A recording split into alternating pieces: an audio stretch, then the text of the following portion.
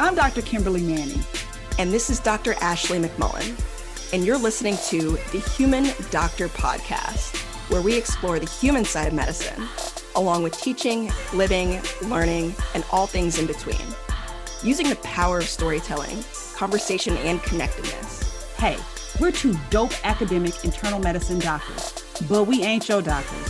So if you perceive anything we say here as medical advice, no, it ain't that. Also, the things we say, they only reflect our brilliant Black woman magic mind and not our employers. You could have been anywhere, y'all, but you chose to be here with us, and we appreciate you. Let's go. Recording in progress. I'm really loving this view of you on your living room floor. Just feels very homey. Yeah. Thank you. It is homey. Yeah. How are you today on a scale of 1 to 5? I don't know. A gracious 4.9. Okay. Still a lot going on, a lot that I have left undone. This was not a productive, a couple days for me at all, nor a productive morning. But the sun is shining. I spent all of Sunday outside in Oakland, and it was fabulous. So I'm still kind of on that high, when the weather starts to shift and it feels like spring again. So sun in the sky. You know how I feel, huh? One of them days. Breeze drifting on by. I like it. That's good. Good stuff. I am a reflective. 4.8. Yeah, 4.8. It's just like a lot happening in the world right now. And even that stuff is not necessarily what's knocked me down a little bit. It's just, I'm always, this is going to sound crazy. And it's not crazy, but I'm sure there are people who think this too. But, I'm 54 and more of my life is behind me than is in front of me. And this is the life that I've been given. And, time is not like forever. And I sometimes have these periods I go through where I'm just thinking, I want to just be a really good steward of my time and my life. And like, sometimes I'm kind of looking at all the things I'm doing and be like, should I be doing this or nah? Should I be doing this or nah? Is this filling my cup or no? Is this adding to the world in a meaningful way? I'm happy to say when I do that, I am able to take an inventory of a lot of stuff that I'm doing and say, hey, you know what? These things are legacy building. And I want to make sure that a certain number of things that I'm doing are legacy building. Things that like, if I'm not here, it continues to go and it continues to have significance and add. So yeah, I'm just kind of thinking on stuff like that right now. And that tends to happen when you're at like, sort of threshold points in your life. I'm gonna be an empty nester soon. I'm gonna have more time. What will I do with that time? What will I not do with that time? Some good reflection. I feel you on that. Yeah. Have you ever heard of the Big Five personality traits? Not enough to recall any of them. Well, I was spending some time with one of my good girlfriends, Kali, who I don't even know if Kali listened to this podcast, which I have to write that wrong if she's not. But we were talking about, our children and being people's children and what parts of like who we are just sort of who you are. And what parts are really from like things that happened to you growing up. And it's probably, obviously some of all of it.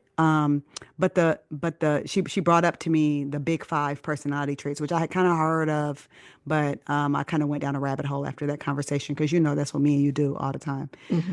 So the Big Five personality traits are traits that we all have, but some things are like more dominant and tell more about who you are, and they're just sort of how you're wired. And the way to remember it is the word ocean. Now watch me mess up when I try. But I'm gonna try. Okay, so the O is for openness, And that means your willingness to try new things, you know. Hmm. It is either your personality that you down for like an adventure or nah. You Hmm. know, and just think about the people that we know in our lives, right?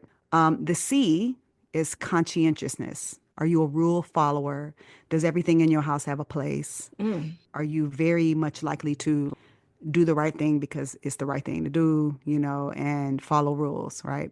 The E is extrovertedness. So either you wired to be sort of an extrovert and like draw energy from people, or you are not. I'm gonna have to come back to the A because I'm blanking right now. The N is neuroticism. Are you a person who worries, is, you know, anxious? Do you just have a tendency to get in your head and worry and overthink things and wonder how people think about you and just kind of do that? The A actually is agreeableness. Are you just easygoing? Is it easy to get along with you? Are you kind? Are you a person that most people, when they meet you, you're not really contentious or cantankerous? You're just kind of easy to get along with. Yeah. And of the big five personality traits, like we all have some measure of that. That's just who we are. And no amount of somebody coaching you and whatever, it's like some of the stuff is just what you already working with. And I do think some of it can be kind of amplified or shifted a little bit. But you know, who you are is kind of some recipe of those five traits. And I found myself, you know, thinking about it, thinking about my children in that context, thinking about my husband. We talked about that this morning over coffee and how, you know, he's like, yeah, you know, you're really open to people and down to try something new. And he said, but, you know, you do tend to overthink things a little bit more and be a little bit more neurotic than me. My husband is like team no new friends. Like it's very hard to become his friend. Like, Sorry for everybody who was hopeful out there. yeah, he's polite, but he's just like, yeah, no, that's okay. I'm not doing that. You know, like it was a big deal when I got the man to, you know, eat raw oysters and guacamole. It was like a big deal. But he's not really a worrier. Like I can worry about my worries and then worry about why wasn't I worried about it. Him, he's just like, yeah, you know, it's gonna be what it's gonna be. What we gonna Mm. do about it? I love personality tests, actually. I mean, obviously, I haven't heard that much about this one, but I'm a big fan of the Enneagram. Yeah. Oh, it makes me so depressed. Really? I didn't like mine. I didn't like what I got. Yeah. Well, actually, it's funny because without me taking the test, I remember vividly the year like Amanda sent me a text message and was just like, I think this is your personality type. And I read it and I also became very like upset Oh no. because it was very accurate. Oh no. What um, number do you know? 5. Oh, see, that's a nice one. They all have qualities that Oh. have gifts. But I've since come to embrace it. And of course, you know, things are obviously shaped by our lived experiences, our belief systems, things change. Even within like those 5 personalities, I like doing my own inventory and seeing how that has shifted over the last couple years. You might That's have a big C. You're conscientious. Yeah. Does everything have a place in your house? yes. Do you have a junk drawer? No. You don't have a junk drawer? I know it's sacrilege and in every black to But not where, have but one. where, I know, I saw where you're going with that. Go on and Yes. say it. Call it what it is. Black folks be having a junk drawer. And you know what? I bet you somebody listening to this who does not identify as black is like, no, I got a junk drawer. So, you know, Yeah. shout out to you too. Yeah. But like in your junk drawer, if you do not have a pack of hot sauce from Taco Bell, 2 packs of chopsticks, ice cream scooper. Don't forget the loose batteries. Oh, you got to have a loose battery that you don't know whether or not is a dead battery or it's a battery that's like got a full charge on it. Yeah, yeah. This is really fascinating. No junk drawer. Like it's a decent size apartment, but I really don't like clutter. I really just I can't stand it. Mm. So, Do but your spoons spoon in the yes. sink? Oh, Yes, no! too. Oh my gosh. Oh, Well, real quick, I do want to shout out Amy Sherald, like just okay. definitively. This was the artist who did Michelle Obama's portrait. When I found out that she had her exhibit at the SF MoMA, I was just like, I have to go. Okay. Her work is obviously like breathtaking. She, you know, depicts Black people in such a beautiful way. Mm-hmm. But I would say the thing that I love the most, which people probably know, is that she names her portraits like by just taking lines from various literature. Like, she's got some Toni Morrison, some Gwendolyn Brooks, some Zora Neale Hurston. I love And it. yeah, it's like all the things that you love, especially now. I think in some ways I feel always a little conscientious about naming joy, naming things that are feeling good because, it feels like you're not supposed to be okay right now. And in Yeah. some ways I am not. Yeah. But you have to remember that joy is a part of justice. Joy is revolutionary, especially depending on who you are. So Yep. flick your fans, honey. Amen. Amen.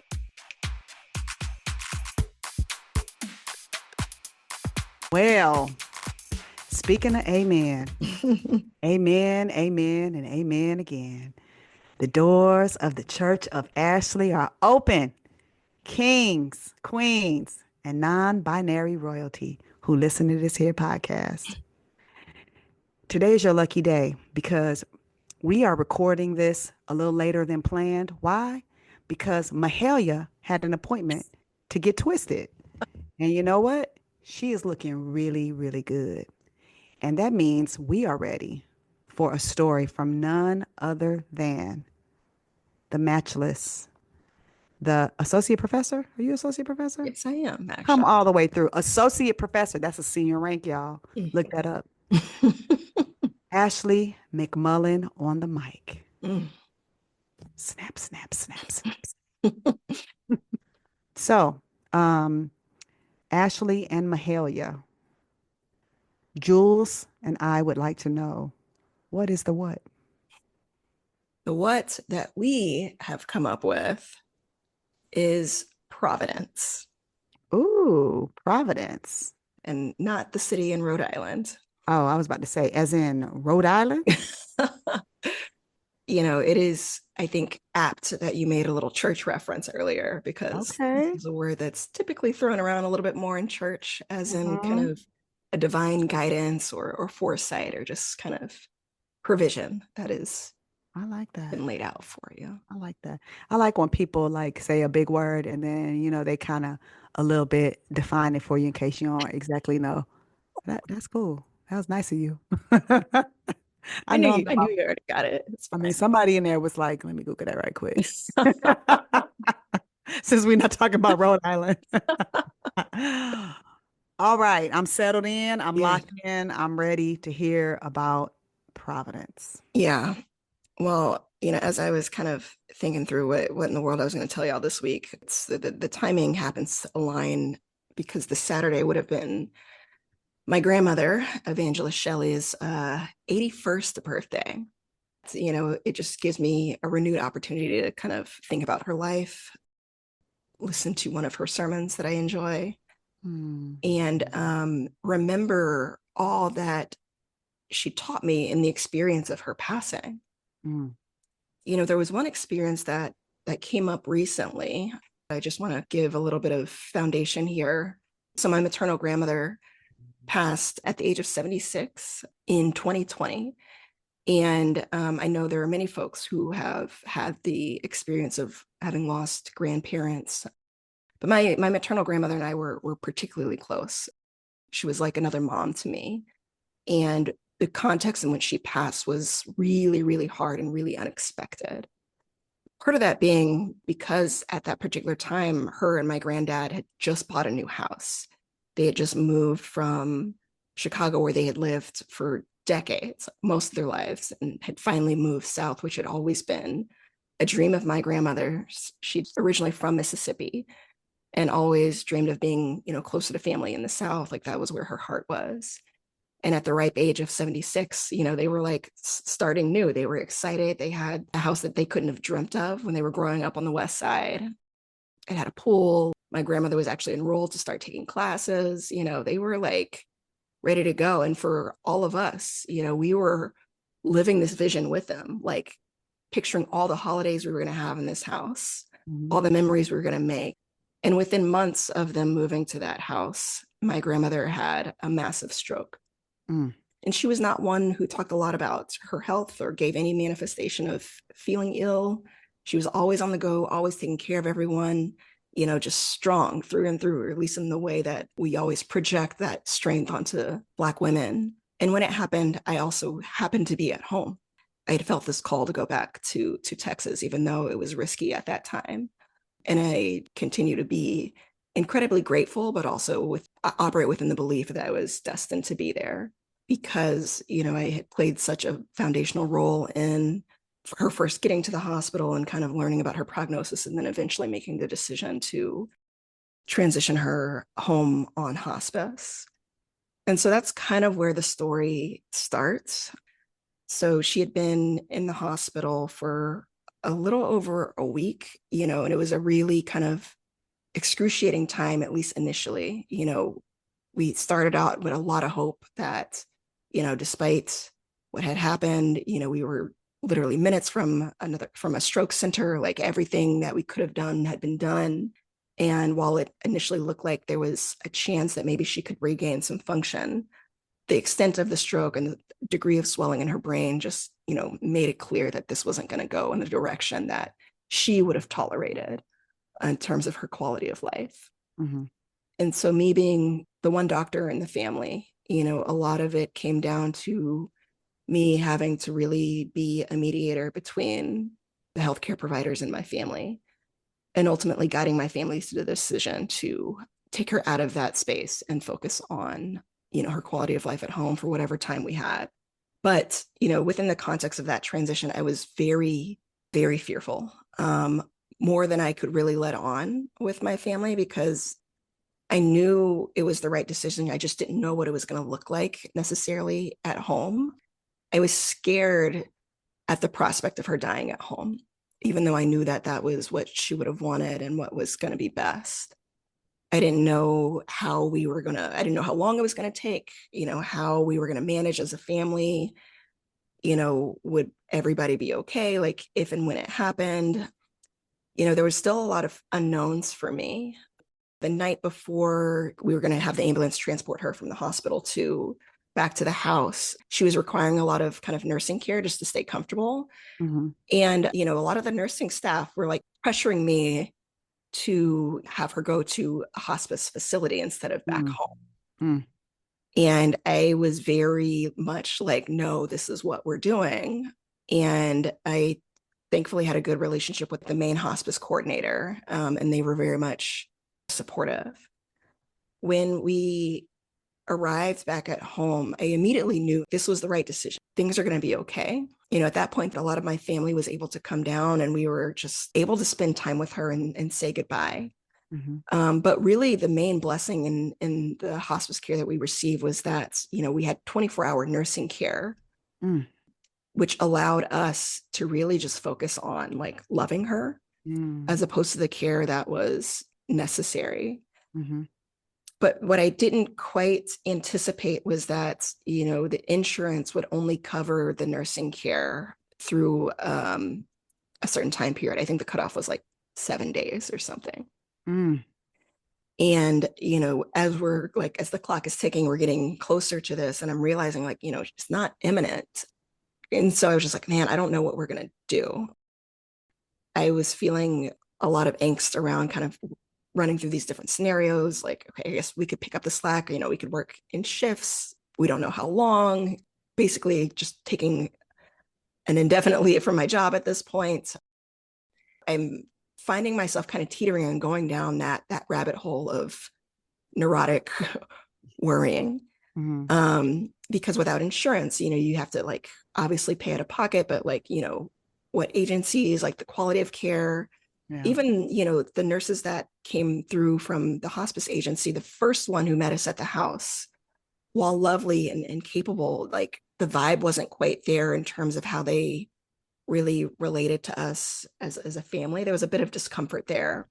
But after this person had completed their time, the hospice agency sent another woman out, and it was the complete opposite situation. Her name was Mary. And Miss Mary was like a part of the family, like from the jump. Mm.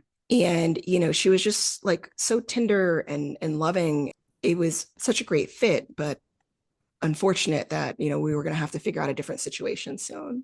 Right. And so my mom and I were like sitting at the dining room table across from where my grandmother's bed was. And the two of us were just kind of like putting our heads together, just like, man, what are we going to do? And then it like just subtly hit, let's just ask Mary. Let's just ask her what she thinks. So my mom went and talked to her, and she was like, I work for this agency, but I can just continue to, work with y'all as long as you want. And not only that, I have a friend who can come and do the night shift with me. Mm. Her name is Harriet, and worked out a way of payment that was very doable for us and equitable for them in terms of the quality of care and what they were doing. My grandmother lived almost a whole other week after that. And every morning, Miss Mary would arrive. And then every evening, Harriet would come. These two incredible, lovely, just amazing, kind women, both of whom were like family. And they call them Miss Mary, Miss Harriet, because that's what they called each other. It was really cute. And like everything about that experience, as harrowing as it started, it could not, if it had to happen, it could not have happened in a more divine and soul nourishing way to give my grandmother that dignified passing. And the reason I was thinking about Mary and Harriet recently was because my mom had called me, and one of my mom's really good friends, her mother was actually getting ready to pass. And my mom had walked into their office and saw her friend crying. And my mom asked, like, what's going on? And I guess she overheard her friend on the phone with the hospice nurse from the agency that was taking care of her mom. And they were basically saying, like, we can't give these medications. Someone in the family has to be here like 24/7 and do this. And her friend's name is Kelly. Kelly was just like, well, what are we supposed to do? And my mom was just like, well, I know these nurses, but we haven't talked to them in 5 years. So she just happened to still have Mary's number in her phone, sent her a text message. She answered right away, remembered my grandmother, remembered the family, and was just like, yes, me and Harriet can come and take care. Come on with the alley-oop, Siobhan. I know. And they did the same thing for this woman. And it was incredible. And my mom's friend, who actually is the pastor, the co-pastor of their church, was just like, we want Mary and Harriet to be available for anybody in our church, or we would pay them to, provide that type of end of life care. Of course, in telling this, I recognize that not everybody's going to believe in the way that I believe, and that's not the point. But, what was helpful for me in remembering that story was recognizing that sometimes, right when you're in the thick of like hand wringing and just like going in circles, trying to figure stuff out, sometimes the answer might be right in front of you, or it might be coming if you just know where to kind of slow down and look. And I also just want to name the home caretakers, because these individuals do not get the credit that they deserve. Like that level of nursing care and the way that they came through, that was make or break for us. And I just really wish that we could do a better job of compensating and acknowledging the work that home health care providers do on a regular basis. That part. Ooh. Yeah. You live long enough, you will see the other side of the discharge, you know? When we're taking care of people in the clinic and we're taking care of people in the hospital, they sort of go off into this abyss. And if you're young, you just don't see it. You don't know what that is. You don't know logistically of how anybody is working through it until you must. And then when you must, you realize that, oh, yeah, this costs money. Oh, yeah, it's lovely that at this current time, my loved one has Medicare, but oh, yeah, Medicare only goes so far. I mean, even people like you're a whole entire doctor. Your mom is a senior nurse. Like I'm a physician. My sisters went to law school. My brother's a vet. All these people take like still with all of those resources. When it came time to take care of somebody who needed a lot of nursing support, it was way more expensive than we even could wrap our heads around. Hmm. Hmm. Um, I do love that you acknowledge the home health team, but also I just have to acknowledge hospice, because sometimes, you could kind of find yourself in a little bit of moral distress about like having your loved one go to hospice because that means that you have decided that there will be no meaningful recovery. But what comes with hospice is a lot of resources. Hmm. I think one of the things you said that I think we don't give hospice and palliative care enough credit for, and home health folks enough credit for, is that you afford the loved ones the chance to just be loved ones. It's just lovely to be able to just love them. Yep. That's a beautiful thing. And it sounds like what Miss Mary and Miss Harriet did was they spent enough time with your family so that they could see some of what you all saw in your grandmother, Exactly. humanize Hmm. her and it not just be like this person who needs to be changed. Hmm. No, no, this is somebody's grandmother. This is somebody who, liked to preach and who liked to sing and who liked to love on her family. That's who this is. Yeah. Yeah, it's exactly what it was.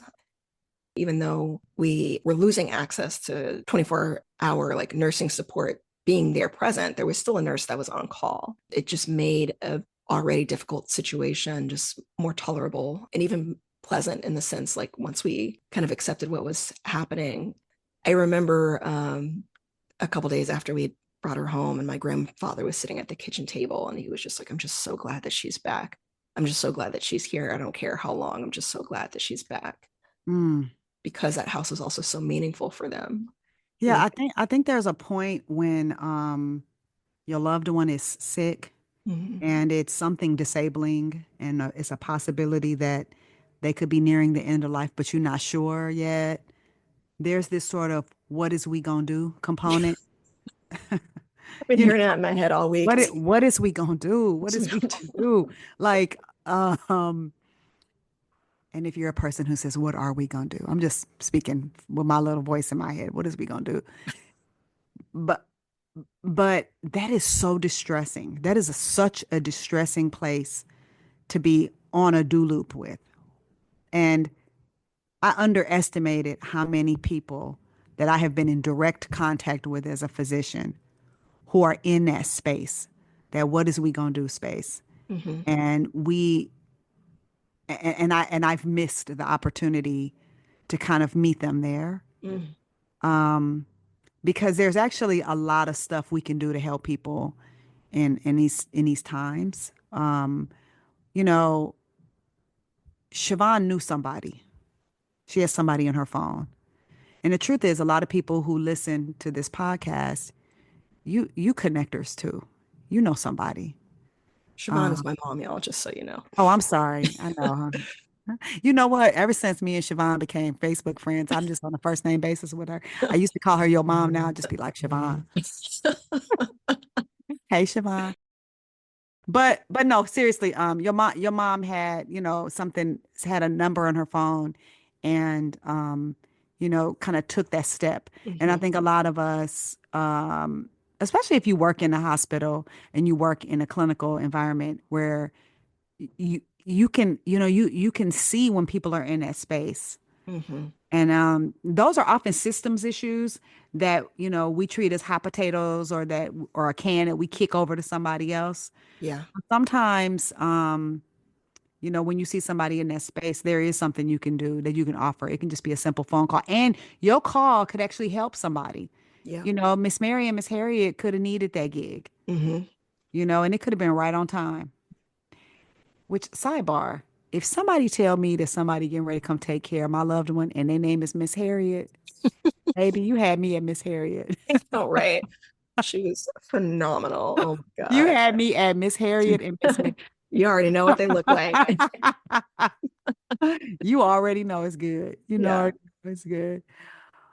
Well, the Grady elders often say God be knowing, Hmm.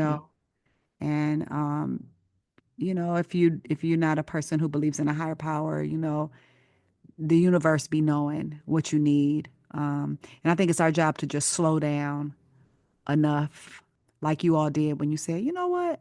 Why don't we just go ask Miss Mary? Why don't we go ask her? I think that this is a really good time, especially with so much happening around us right now, where it can really feel like, what is we gonna do Yeah. existentially with our world? What is we maybe we need to just sit at our metaphorical kitchen table and slow down Yeah. and think about, how can we go co-create a plan with somebody wise and who's already been through what we're going through. Hmm. Shout out to Miss Mary and Miss Harriet. Shout out. You know, as we think about what I was saying earlier about what you do with your life and what you leave behind, your grandmother left a life behind that we're talking about 5 years later Hmm. and thinking about and reflecting on. And a whole world of people who never got a chance to meet her continue to meet her. And man, that is what I'm talking about. That's Yeah. what I mean about, like, man, do something meaningful with your life. Yeah. True So, words. Yes. well, I'm gonna go look in my junk drawer and see Yeah. what I can cook my family for dinner, because a good I've got junk drawer got inspiration in it. you're right. I'm probably missing out, but I was actually going to go downstairs. I know that there's some things that are displaced currently that need to be put into place, and it's been nagging me. Oh, well, what can I say? My junk drawer, I may or may not have more than one. But Junk that's closet. okay. But that's okay. I'm open. I have openness. There's Remember, purpose to it. Yes, that's right. and you're Right. open.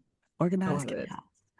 All right, sis. Well, shout out to you and all those who listen, and shout out to us who are going to be at the Society of General Internal Medicine meeting, where we are going to record live, and I am determined to show up wearing something that says kings, queens, and non-binary royalty. So if I see you and you are a king, a queen, or non-binary royalty, just come up and holler at your girls, because Yes, we'll know that you're down with the pod. exactly. That's right. That's right. All All right. right. Holla.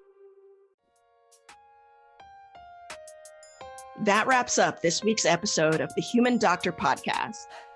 Special thanks to our favorite brother gastroenterologist, Dr. Chuma Obiname, for the beats. Shout out to the Dr. Ashley McMullen for editing and production. Mad love to our podcast family at the Nocturnist and the Clinical Problem Solvers, our Med Twitter fam. And especially shout out to all of you, our listeners. Until next week, remember, we see you and you are enough. Holla.